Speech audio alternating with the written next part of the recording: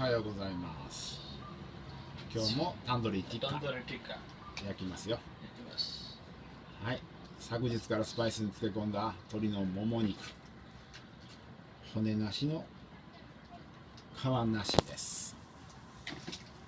これがね、高タンパクで低カロリーで、なんとこのスパイスがですね、鼻の粘膜をすごく快調にしてくれますよ。これを食べて鼻がスーッとします。